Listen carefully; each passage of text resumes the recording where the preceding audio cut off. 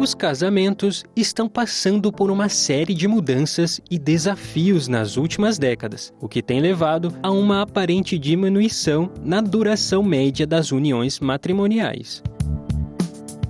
Embora seja importante lembrar que cada casamento é único e muitos casais permanecem juntos por toda a vida, existem alguns fatores que contribuem para a redução da longevidade dos casamentos nos dias de hoje, como mudança nas expectativas, independência financeira, religião, mudanças sociais, comunicação digital, pressões externas, falta de habilidades de comunicação e resolução de conflitos, expectativas irrealistas, entre outros.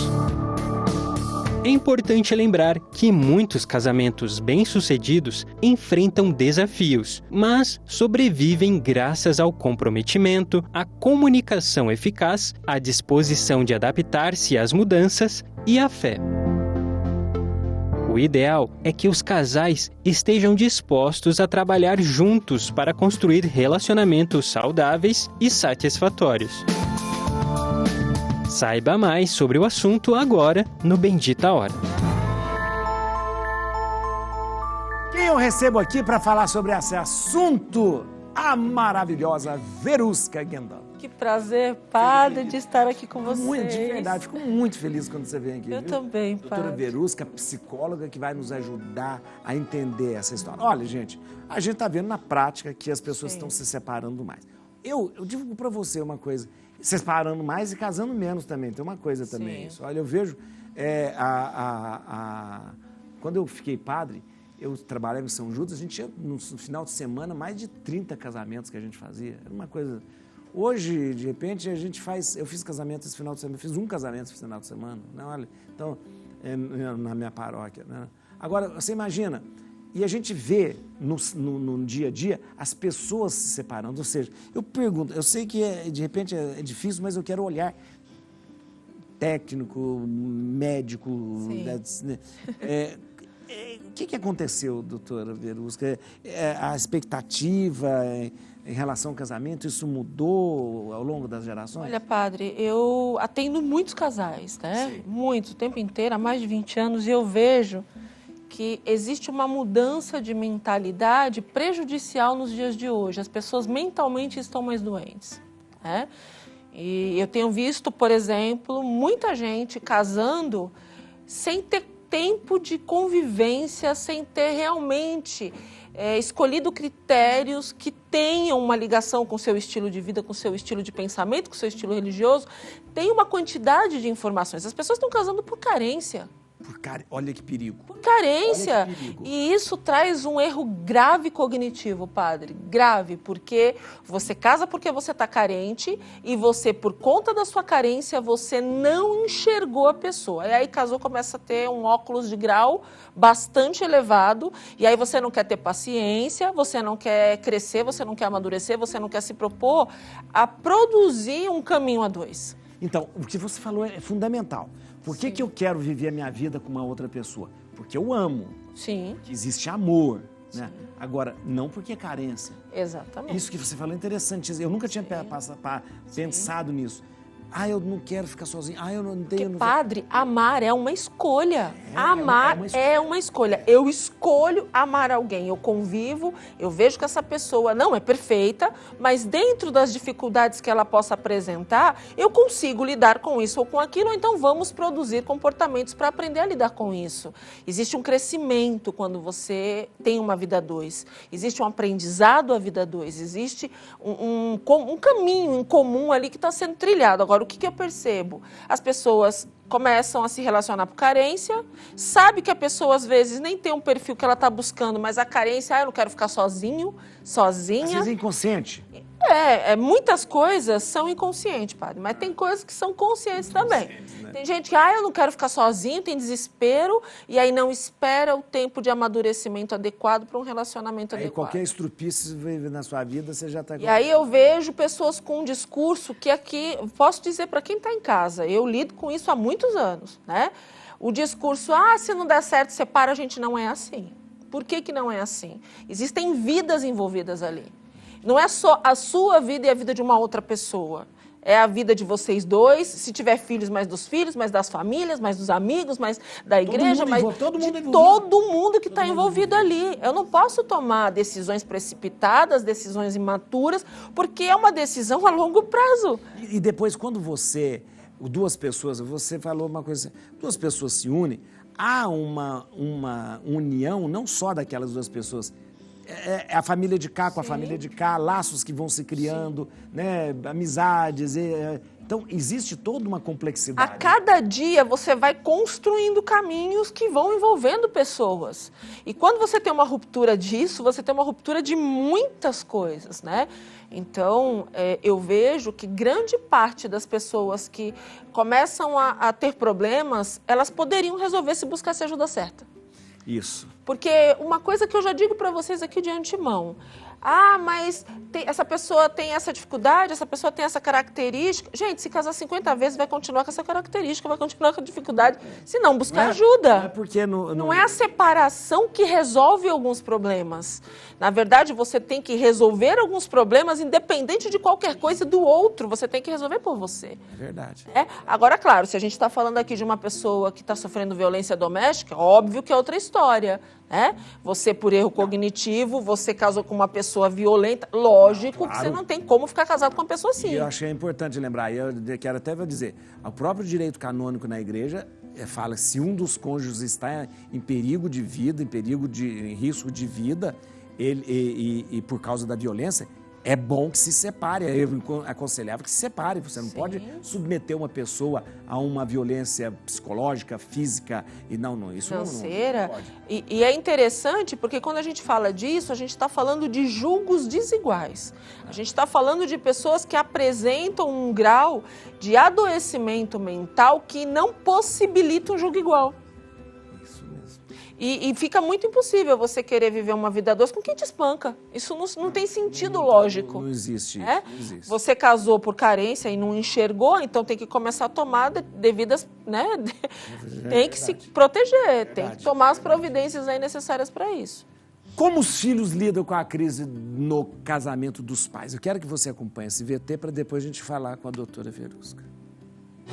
A crise no casamento dos pais pode ser uma experiência emocionalmente desafiadora para os filhos, independentemente da idade que tenham. Como as crianças e adolescentes lidam com essa situação, varia de acordo com sua personalidade, idade, contexto familiar e apoio disponível. É importante reconhecer que cada criança é única e suas reações podem ser diversas. No entanto, entre algumas maneiras comuns pelas quais os filhos podem lidar com a crise no casamento dos pais estão confusão e insegurança, culpa, medo da separação, medo de expressar suas emoções, mudanças de comportamento, uma busca de apoio, reações de imitação e falta de adaptação, dependência e carência emocional. É crucial que os pais estejam cientes das necessidades emocionais de seus filhos durante uma crise no casamento. Comunicação aberta e apoio emocional são essenciais para ajudar os filhos a enfrentar essa situação de maneira mais saudável. Então, você tinha falado isso, sobre a questão que há uma crise, um casamento e também uma possível separação, compreende uma gama enorme de pessoas, mas os mais próximos são os filhos. Sim, os mais próximos são os filhos e grande parte deles, se não tem um trabalho anterior, não tem muita conversa, tem sequelas graves, sabe? A gente percebe hoje que os filhos, eles têm apresentado sequelas emocionais, mentais, por conta de processos que não eram deles. Que eram de outros. Eram de outros. Então, por conta da forma como você vive conjugalmente, como você discute, como você lida com sua vida conjugal, você pode estar criando marcas profundas nas crianças, nos adolescentes, nos jovens, que podem ser refletidos uma vida inteira. Uma vida inteira, padre. Eu vejo hoje pessoas que estão comprometidas emocionalmente, não conseguem ter uma vida social, uma vida profissional, uma vida afetiva, porque no processo de seus pais, que foi muito mal elaborado, mal resolvido, não conseguiam, como adultos, levar de uma forma coerente um processo ali de discussões ou desentendimentos ou conflitos. Conflitos nós vamos ter a vida inteira, a gente tem que aprender a lidar com eles. E quando a gente não sabe, os filhos que estão ali são os que mais sofrem, principalmente por conta da chantagem. Às vezes tem um pai que gosta mais de um filho, aí o outro se vinga do cônjuge no filho e fica nesse processo, alienação parental. Isso é um outro grande problema. Nossa, padre, como isso dá problemas? As pessoas acham que estão se vingando do ex-cônjuge, fazendo com que o seu filho seja um objeto de chantagem. Ele não é um objeto, é um ser humano. Ele é um ser humano e cada vez que você fica, não pode gostar do seu pai, não pode gostar da sua mãe, não pode gostar dos seus parentes, não pode isso, não pode aquilo, você não pode sorrir, você não pode tirar... Por que você tirou uma foto sorrindo? Já escutei esse tipo de coisa. E aí eles não entendem que eles estão desgastando esse filho a tal ponto desse filho ter uma depressão e um desgaste mental a ponto de pensar em suicídio. Quer dizer, olha o que ponto chega um processo que poderia, de uma forma muito tranquila, ser resolvida. Tem problemas? Problemas a gente resolve. Problemas é para A gente ser não empurra para frente, a gente resolve. Ah, não, casou, separa.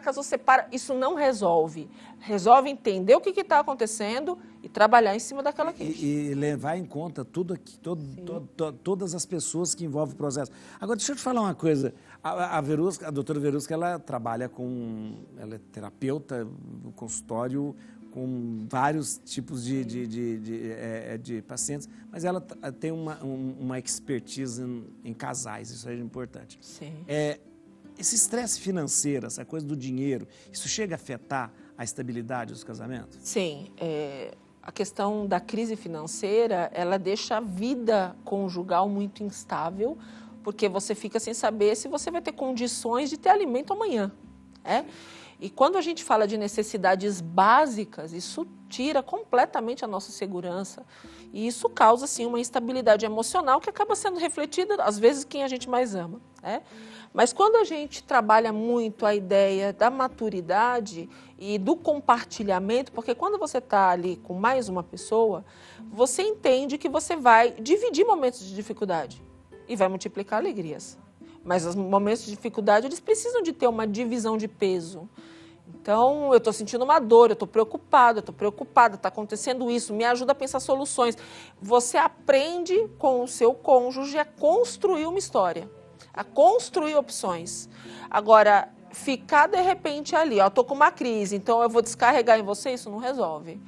Eu sempre tenho batido na tecla, padre, que nós, quanto seres humanos, nós precisamos aprender a olhar o problema pensando na solução e não olhar o problema pensando em onde descarregar meu estresse. As pessoas não têm culpa do seu planejamento financeiro, da sua vida profissional, da sua vida conjugal, ninguém tem culpa. Então, como que eu posso administrar isso de uma forma que eu encontre soluções? Se eu ficar paralisado ou paralisada só pensando em quem descarregar, eu não resolvo o problema. Outra coisa que, quando a gente começa a falar da facilidade das separações e tal, uma coisa que me vem na cabeça é a questão dessas redes sociais. A maneira com que as pessoas lidam, apresentam as suas vidas e também os seus relacionamentos, assim, às vezes sem escrúpulo nenhum. Não sei, de repente, isso influencia nos casamentos? Influencia. A gente tem algumas questões com rede social que alteram bastante também esse convívio conjugal. Então, por exemplo, a gente precisa entender a linguagem da internet hoje. O que é curtir foto? Curtir foto não é cantada, ou pelo menos não deveria ser. Justamente. Então a gente tem que prestar atenção. Uma coisa é você achar bacana uma foto, outra coisa é você achar bacana todas as fotos. Sim. Uma coisa é você não saber lidar com ciúmes e estender isso para sua rede social. Isso. Outra coisa é você tentar mostrar uma vida perfeita, que ninguém é perfeito. Ninguém é perfeito. Ninguém é perfeito. Outra coisa é você invejar a vida perfeita porque só postou perfeito. Você não posta assim. Lógico que ninguém vai ficar postando o que é ruim. Então isso talvez crie também nas pessoas uma ideia que a grama do vizinho é mais verde do que a minha. Sendo que não é dessa forma. Mas outra coisa que acontece muito são os convívios muito próximos. Então, eu vejo, padre, é muito triste o que eu vou dizer, e é um alerta para você que está em casa e está acompanhando, muitos dos processos de traições que acontecem hoje afetivamente aconteceram com os melhores amigos. Aqueles que frequentavam a sua casa e que sabiam da sua vulnerabilidade. Então, cuidado com quem você põe dentro da tua casa. Olha que coisa. Cuidado com o que você põe dentro da tua casa, porque essa pessoa tá vendo e de tanto você elogiar sua esposa e seu marido para os seus amigos, você acaba criando sem querer uma paixão nessa pessoa pelo teu cônjuge. Por aquilo que você de repente apresenta. E aí entra essa coisa da rede social. Eu acho a rede social, as pessoas mesmo, elas se expõem de uma maneira tão inescrupulosa, botando tudo, e aí vai tudo também. Aí quando briga, vai também todas as brigas na rede social. Quando compra um carro, compra um carro. Quando faz... Pelo amor de Deus, quem quer saber disso de você? Quem quer saber qual que é o seu... Como que ficou? Você fala, como que ficou o meu cantinho? Pra quê? O que é isso, gente? Esse meu cantinho aqui do... Quem quer saber isso? Tem algumas regras tão simples, né, padre? A primeira delas, fecha a boca. Justamente. Tem coisas que é para você viver, não é para você contar, é para você viver.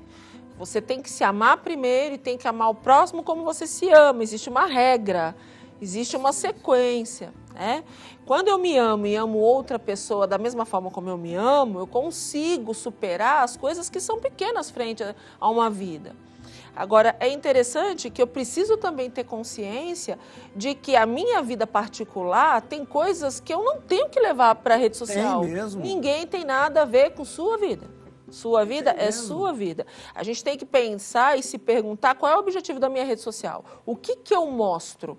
Tem a ver com o meu objetivo, o meu olhar, a minha vida, daquilo que eu quero realmente mostrar? Ou eu estou aleatoriamente mostrando um monte de coisas que eu não deveria? Não, é uma coisa, é uma doença esse negócio de rede social. Um adoecimento, como ela fala. Acho interessante ela fala adoecimento. Aqui, ó, o psicológico de um casal em crise. Como tratar? Veja esse VT. Tratar o psicológico de um casal em crise requer empatia, comunicação aberta e um compromisso mútuo para superar os desafios do relacionamento.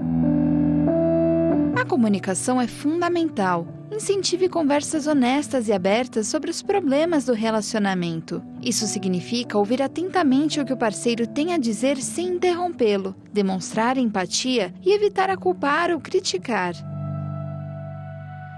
A terapia de casal é uma ferramenta valiosa para casais em crise.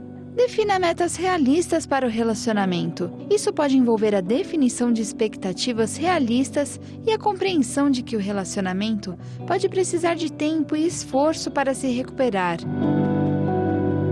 Aprenda a comunicar de maneira eficaz. Isso inclui expressar sentimentos de maneira não acusatória, usar eu em vez de você para evitar culpar o parceiro e praticar a escuta ativa. Conflitos são naturais em qualquer relacionamento, mas é importante aprender a resolvê-los de maneira construtiva. Isso envolve compromisso, flexibilidade e disposição para encontrar soluções que beneficiem ambos.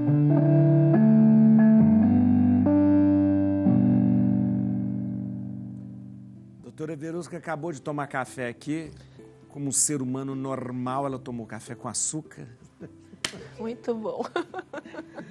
Doutora, eu queria trazer aqui algumas coisas e saber da sua visão, né? Se isso atrapalha, se isso pode impactar um casamento. Questão carreira.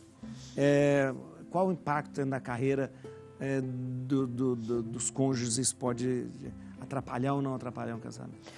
Olha, cada casal, antes de casar, o casal precisa entender que existe uma evolução no relacionamento. E durante esse processo de namoro, noivado, ele tem objetivo de amadurecimento. Então, o casal precisa conversar sobre essas coisas. Tem muitas carreiras que diretamente podem afetar, como a vida artística, por exemplo. É muito difícil para um casal que não conversa sobre isso, quando casa e descobre que existem fãs, principalmente carreira. A pessoa que tem uma vida artística tem fãs, tem pessoas que querem estar próximo, que querem conviver, e o outro escolheu isso. O seu amor é suficiente para passar por cima dessas dificuldades? Para ter essa vida exposta? Ou, de repente, uma outra carreira. Eu vejo muito, que eu vejo no dia a dia, pessoas que trabalham na área da saúde, tem uma escala de trabalho muito difícil. Muito difícil, é verdade. E às vezes tem que trabalhar feriados, Natal, Ano Novo, madrugada, e às vezes dificulta. Então, peraí, eu amo essa pessoa a ponto de sobreviver a isso? Eu consigo abrir mão de algumas datas? Disso, né? Foi conversado? Foi feito, né? Eu quero ter filhos, não quero? Porque tem casais que um quer ter 10 filhos, o outro não quer ter nenhum. Mas conversou sobre isso? Porque às vezes é um choque. Às vezes um não quer e o outro quer e vocês não conversaram. Então, é importante que essas conversas aconteçam antes para depois não se tornarem motivo de conflito. Tudo que a gente combina antes, conversa antes, fica tão mais fácil, padre. Justamente. Outra coisa, casamento intercultural ou interreligioso. Você acha que isso, de repente, pode afetar a duração do casamento? Olha, culturas diferentes, religiões diferentes. Nós deveríamos ser criados para aprender a lidar com toda a diversidade. Agora, a gente precisa saber o que eu dou conta. Eu dou conta com a diversidade? Porque não é questão de escolher A ou B, é saber se eu consigo lidar com as diferenças. Eu fui educado a lidar com as diferenças? Eu repito, claro que a gente não tem na escola isso, né? Se a gente tivesse uma educação que oferecesse um conhecimento multicultural e que te ajudasse a entender, interpretar e lidar numa boa, eu conheço casais que lidam numa boa com isso. Eu tenho a minha realidade, não abro mão disso de jeito nenhum. Você tem a sua. O meu afeto por você não é abalado por suas questões. Agora, tem casais que isso interfere diretamente. Então, o que eu dou conta, né?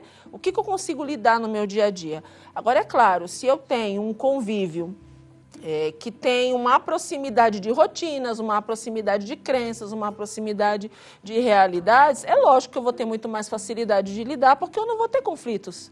Neste sentido, posso ter em outros, mas não nesse, porque tem uma proximidade. A gente falou sobre isso, eu perguntei à doutora, a gente vai abordar agora um pouco nesse VT a crise no casamento versus a religião.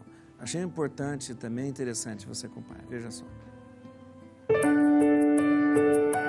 Enfrentar uma crise no casamento com base na religião pode ser uma abordagem significativa e construtiva para muitas pessoas. A religião pode oferecer apoio espiritual, orientação moral e uma base sólida para lidar com os desafios matrimoniais.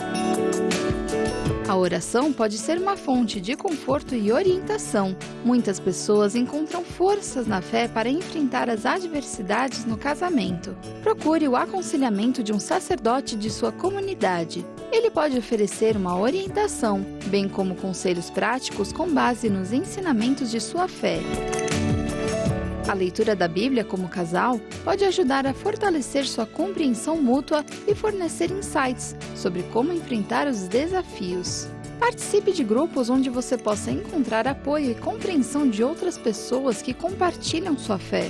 Esses grupos podem oferecer um senso de pertencimento e conexão durante tempos difíceis. E lembre-se que perdão, compaixão, respeito e compromisso são essenciais para fortalecer um casamento.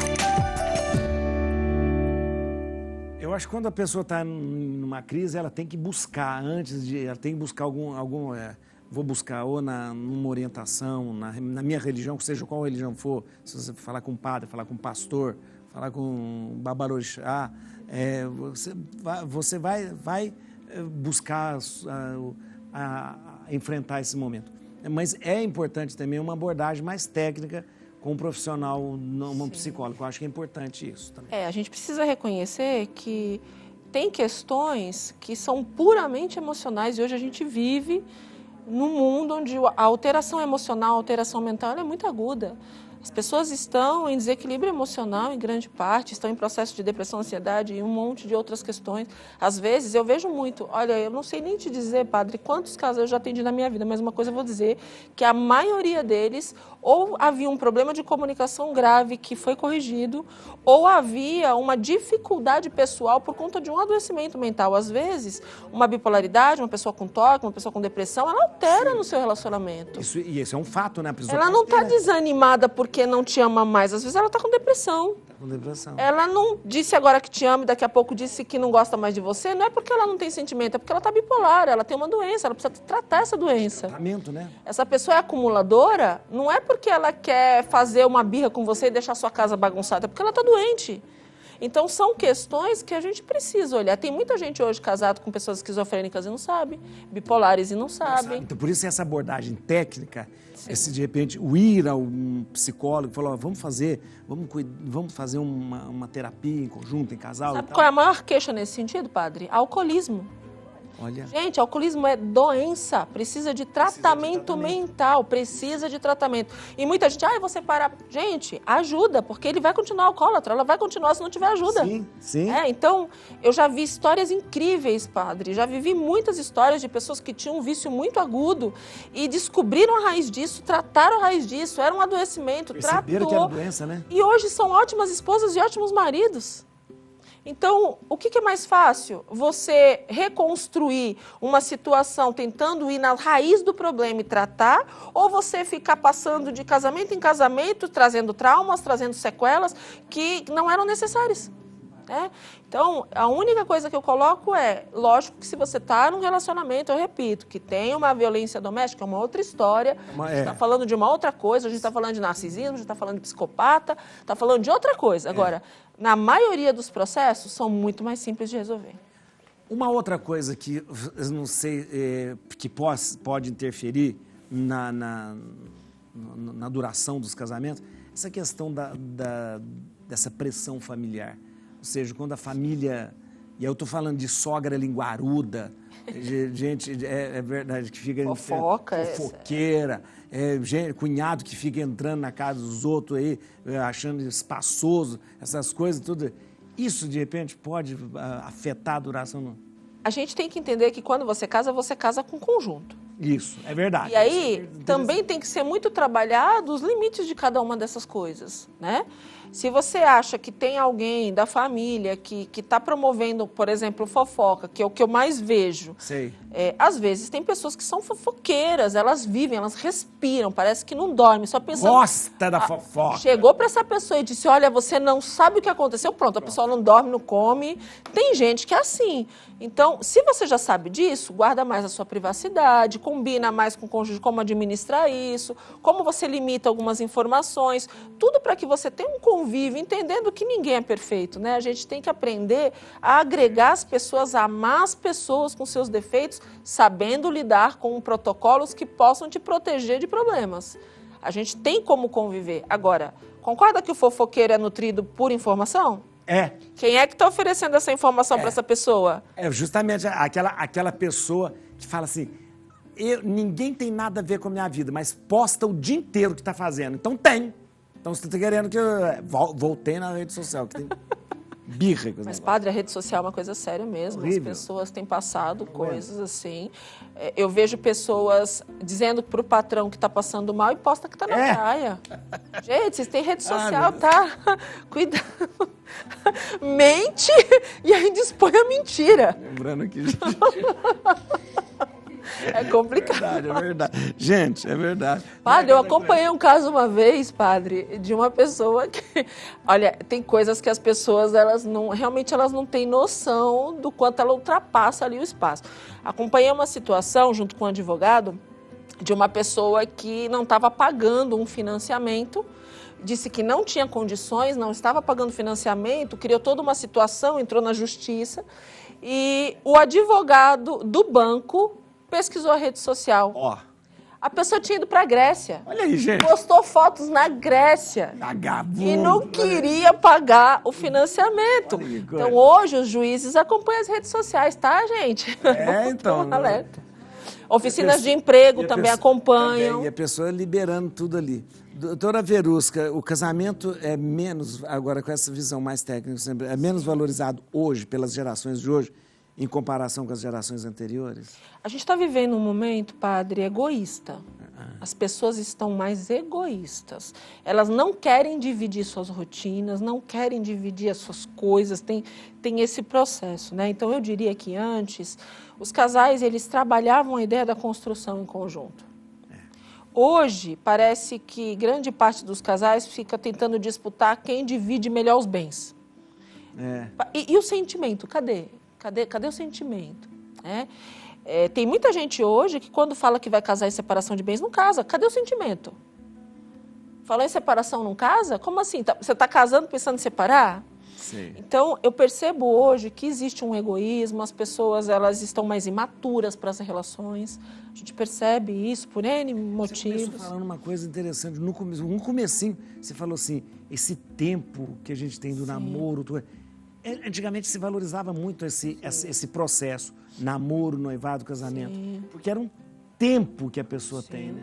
É uma construção, né? É como se fossem ciclos, etapas. Você namora um período, é isso mesmo que você quer? Essa pessoa realmente merece passar para a segunda etapa, que é o noivado? E aí você começa a ter mais convívio ainda, mais construções, mais conversas. É essa pessoa que você realmente quer passar o resto da sua vida? É essa pessoa que você quer construir seu futuro, seus filhos? É com essa família que essa pessoa tem que você quer construir? Então existe uma conversa. Hoje, tem gente que deu uma semana de namoro e foi morar junto. Então, isso é uma coisa assim, a pessoa... Não dá certo, padre. Aí a pessoa vem com aquela história assim, mas eu conheço tal pessoa que conheceu e casou no outro mês. Tudo bem, pode acontecer, igualzinho a pessoa que fala assim, eu fumo há 90 anos, conheço uma pessoa que fuma há 90 anos, não tem nada. Isso acontece como exceções, mas não é a regra. Não é a regra, a gente tem que entender. Precisa conhecer, precisa entender, precisa conviver. Aquela história de que você tem que comer 1 quilo de sal para me conhecer junto, é verdade. 1 quilo de... como você põe um pouquinho de sal na comida, então, quando é 1 quilo de sal que você comeu junto com a pessoa, então aí você já conhece a pessoa. Em tudo na vida existe um caminho a percorrer. Quando você atropela etapas, você está também atropelando possibilidades de amadurecimento. Na vida, a gente tem que entender que tudo tem um prazo que é necessário para você amadurecer. Ninguém nasce em 1 mês, nasce em 9 meses, o mais próximo disso possível. Um relacionamento, para realmente dar certo, ele precisa de um amadurecimento. E você não vive isso em 1 semana, não vive isso em 1 mês. Agora, o último assunto que é mais difícil de todo, e aí... que eu quero dizer que eu acho que é o grande fator dessa coisa dos relacionamentos que estão durando tão pouco tempo. Infidelidade. Sim, isso é grave. Isso é infidelidade. A gente vê cada vez mais casamentos e tal, e pessoas que de repente não apostaram e realmente não se entregaram à questão da fidelidade no casamento. Sim. É o que eu digo, quando você tem uma maturidade, um caminho foi percorrido, você tem decisões a tomar. Tentação todo mundo tem o tempo inteiro. Mas o que você quer para a sua vida? Ficar passando de relacionamento em relacionamento?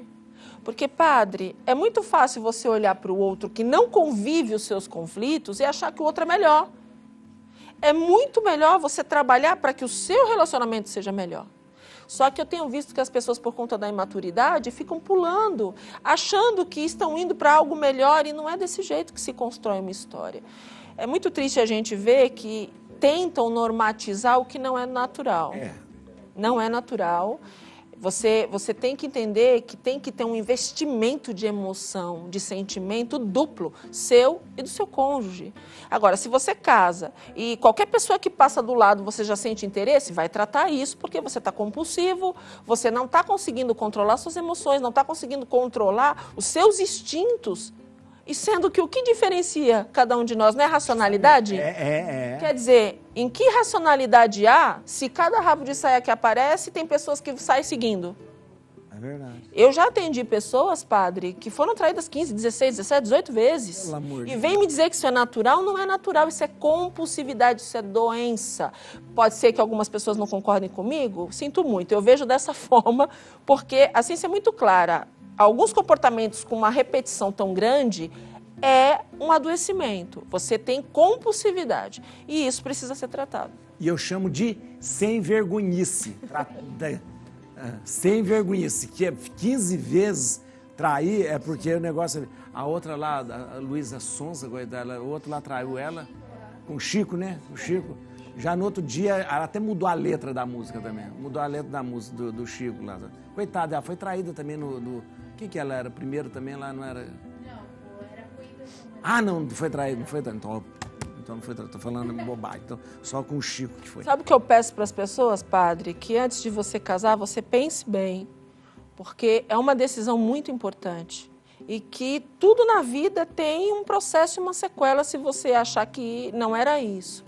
E que a gente possa valorizar mais esse sentimento tão lindo que Deus nos deu, que é o amor. O que é o amor, gente? É um afeto tão importante na construção da nossa vida, que quando a gente aprende a amar tanto a nós mesmos quanto os outros, as pessoas, a família, o cônjuge, os filhos, a gente tem até longevidade de vida, a gente multiplica nosso dia de vida, porque o amor multiplica a saúde.